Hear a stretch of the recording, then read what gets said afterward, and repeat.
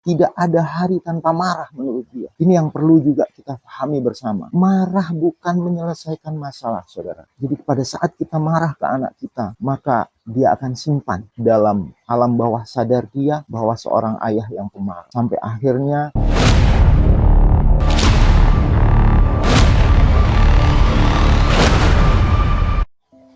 Assalamualaikum warahmatullahi wabarakatuh. Selamat memperingati Hari Pencegahan Bunuh Diri Sedunia yang diperingati di seluruh dunia pada tanggal 10 September setiap tahunnya. Tema hari ini adalah menciptakan harapan melalui sebuah tindakan. Sungguh tema yang luar biasa, karena ternyata semakin hari jumlah masyarakat yang mengalami gangguan atau masalah percobaan bunuh diri semakin meningkat. Sudah barang tentu kondisi ini disebabkan karena sebuah faktor yang sangat banyak. Semakin meningkat tekanan-tekanan hidup masyarakat kita, yang itu juga mempunyai atau menimbulkan kontribusi yang besar terhadap risiko terjadinya bunuh diri di masyarakat. Di kalangan remaja, angkanya sungguh kian meningkat. Yang ini sangat memprihatinkan kita. Tuntutan zaman, tuntutan gaya hidup, tuntutan pendidikan, dan lain sebagainya menjadi faktor pencetus munculnya gejolak, munculnya gejala-gejala, munculnya keinginan-keinginan untuk melakukan bunuh diri di kalangan remaja. Belum lagi di kalangan penyalahgunaan zat. Mereka yang menyalahgunakan zat banyak yang juga bermasalah dengan mengakhiri hidupnya dengan bunuh diri. Kenapa? Karena tuntutan mereka akan hidup, kemudian kondisi sosial mereka yang juga sudah dibuang oleh keluarga dan lingkungannya menjadikan sebuah tekanan mental buat mereka, dan itu mereka rasakan yang akhirnya mereka berpikir singkat bahwa bunuh diri adalah upaya yang paling tepat, padahal itu salah. Mari kita tolong mereka dengan sebuah tindakan nyata, bahwa tindakan untuk mengatasi masalah bunuh diri ini bukan hanya tindakan saat ini saja, yang apabila kita menemui kasus bunuh diri atau kasus percobaan bunuh diri langsung kita intervensi. Ternyata tidak sesederhana itu. Mari kita bersama-sama, jangan hanya bicara dan slogan saja. Mari secara konkret kita melakukan tindakan-tindakan nyata. Bagaimana kita masing-masing melibatkan diri. Saya bekerja di sebuah rumah sakit jiwa pemerintah di Provinsi Lampung. Saya bekerja di instalasi rawat jalan psikiatri. Angka kasus bunuh diri di rumah sakit jiwa di layanan rawat jalan juga meningkat. Beberapa kasus muncul pada usia remaja dan beberapa kasus muncul pada usia dewasa muda sampai dewasa tua. Mayoritas kasusnya dialami oleh kaum hawa atau perempuan. Setelah saya melakukan asesmen lebih mendalam ke mereka, ternyata faktornya sungguh banyak. Tadi yang saya sampaikan di depan bahwa faktor pencetusnya mungkin saja kondisi-kondisi saat ini yang mereka dengan tuntutan model, tuntutan akademik, tuntutan tekanan-tekanan sosial yang mereka harus berpikir bagaimana mengakhiri hidup. Bahkan dalam suatu hari ada seorang ibu-ibu yang sudah berencana untuk melakukan bunuh diri massal dengan anak-anaknya karena tidak kuat dengan tekanan sang suami, dengan problema dengan sang suami. Sungguh satu hal yang sangat ironis. Dan kalau kita melihat mundur, ternyata bukan hanya faktor pencetus saat ini saja, tapi faktor masa lalu yang tidak cukup bagus. Beberapa hari yang lalu ada seorang remaja pun yang datang. Dia berniat untuk mengakhiri hidupnya karena ternyata problema masa lalu yang sungguh kelam. Nah, sekali lagi ini butuh tindakan nyata. Ini butuh kerjasama kita semua. Kita mulai bekerja dari hulu sampai hilir. Dari masa lalu sampai sekarang. Dari mulai dalam kandungan, pranikah, sampai berkeluarga. Ini sebuah sistem yang panjang dan ini butuh penanganan kita semua. Butuh tindakan nyata dari kita semua. Satu contoh kasus yang baru kemarin datang ke rumah sakit untuk meminta pertolongan pengobatan. Dia datang hanya seorang diri. Seorang remaja datang sendiri tanpa didampingi oleh orang tuanya atau keluarganya. Padahal malamnya dia akan melakukan bunuh diri dengan memotong nadinya. Untung pada saat itu ketahuan oleh kakaknya, sehingga bisa digagalkan. Keesokan harinya, kemarin, mereka datang ke rumah sakit jiwa. Setelah saya lakukan beberapa asesmen di awal, maka muncul problemanya adalah adanya halusinasi. Jadi dia mendengar suara-suara ayahnya yang marah-marah dengan dia. Padahal ayahnya tidak ada di situ. Ayahnya ada di tempat yang berbeda. Dan setelah kita kaji, ternyata bapak dan ibunya, ayah dan ibunya sudah lama berpisah. Pada saat dia masih kecil, ayah dan ibunya berpisah. Ibunya entah pergi kemana, dia ikut dengan ayahnya. Dengan pola asuh didikan ayah yang keras. Tidak ada hari tanpa marah menurut dia. Ini yang perlu juga kita pahami bersama. Marah bukan menyelesaikan masalah, saudara. Jadi pada saat kita marah ke anak kita, maka dia akan simpan dalam alam bawah sadar dia bahwa seorang ayah yang pemarah. Sampai akhirnya dia sempat sekolah di sebuah sekolahan dan dia juga di sekolahan diperlakukan nyaris tidak nyaman. Dia dibullying.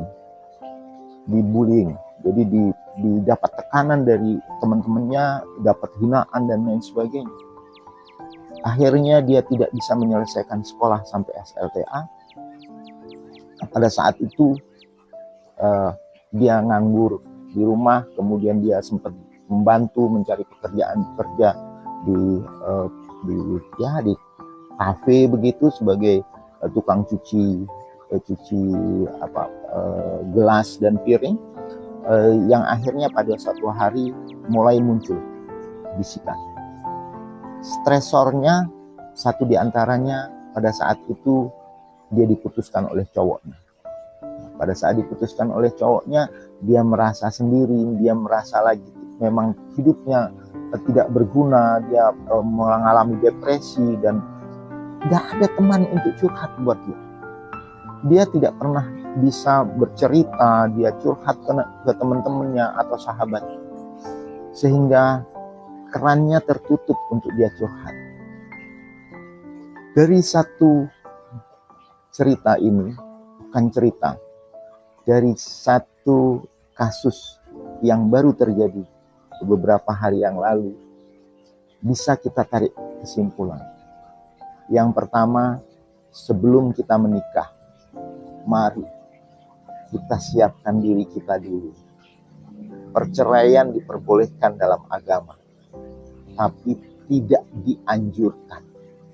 Hal yang paling dibenci mungkin oleh Rasul adalah perceraian.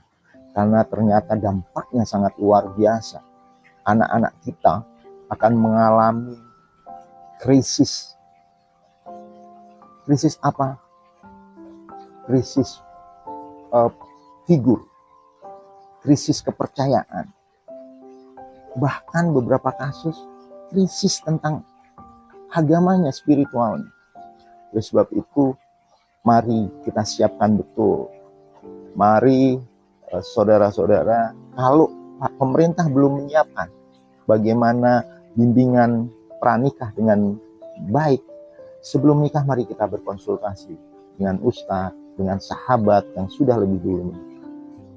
Sehingga faktor perceraian yang membuat anak jadi bimbang, tidak tahu entah mau kemana, bahkan publik figurnya dia tidak punya, figur seorang ayah, figur seorang ibu, figur kasih sayang yang dia akan peroleh pada masa anak-anak, dia tidak peroleh.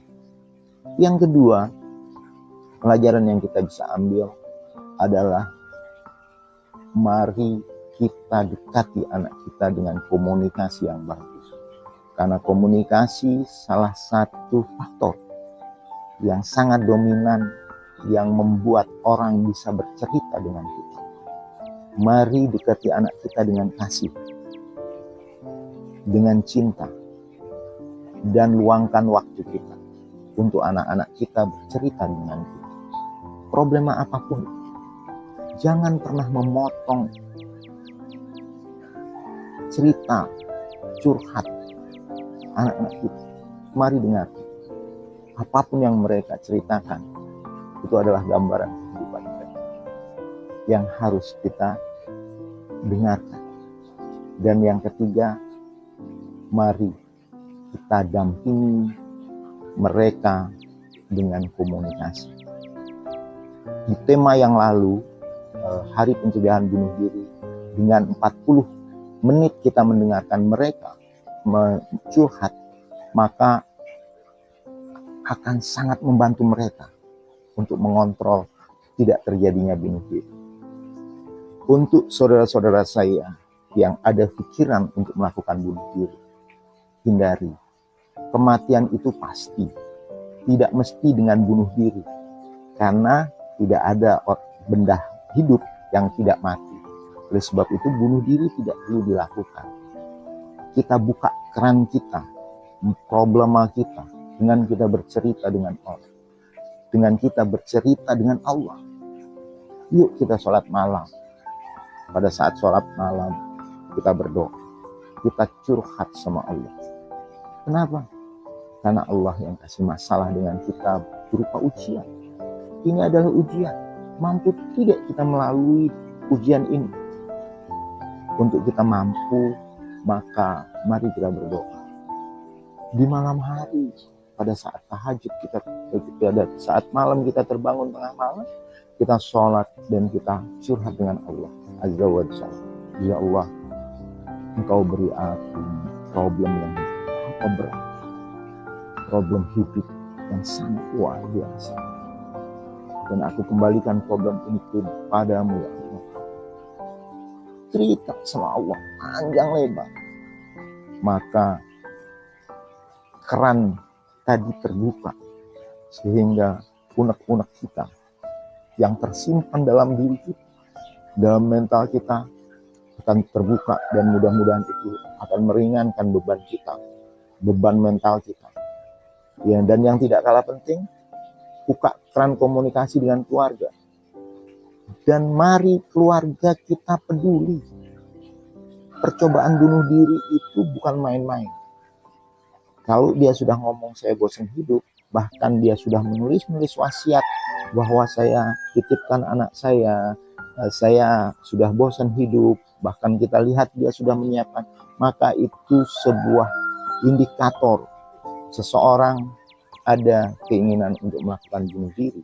Dan peran keluarga sungguh sangat penting. Bagaimana keluarga bisa hadir, memberikan support dan memberikan perubahan dalam pola sehari-hari, sehingga bunuh diri tidak terjadi, dan angka bunuh diri di negara kita bahkan di dunia akan turun. Saat ini sungguh sangat luar biasa, angkanya memprihatinkan, meningkat terus. Bahkan beberapa waktu yang lalu saya sempat juga berbicara dengan teman, yuk kita membuat langkah nyata, bagaimana kita melakukan intervensi terhadap percobaan bunuh diri ini secara nyata. Karena kita juga tidak punya tempat yang cukup representatif untuk menampung mereka. Bahkan keluarga mereka pun tidak peduli dan dianggap ini hal biasa. Ini bukan hal biasa. Ini satu kondisi yang sungguh-sungguh terjadi. Dan kondisi ini tidak mudah. Karena BPJS juga tidak mengklaim bahwa bunuh diri ini sebuah meninggal karena bunuh diri atau tindakan karena bunuh diri itu tidak bisa diklaim melalui BPJS. Padahal orang bunuh diri di negara kita karena tekanan, bukan karena budaya. Nah ini yang juga ya kita sama-sama Orang di tempat kita bunuh diri biasanya karena depresi dan karena halusinasi atau karena waham dosanya. Dia merasa tidak punya kemampuan lagi, dia berdepresi, akhirnya dia bunuh diri. Terima kasih, mudah-mudahan ini bermanfaat. Di hari pencegahan bunuh diri sedunia ini, sekali lagi mari kita ciptakan harapan melalui tindakan-tindakan nyata yang bisa kita perbuat. Tetap sehat, semangat, sukses, dan selalu bahagia. Salam sehat jiwa. Assalamualaikum warahmatullahi wabarakatuh.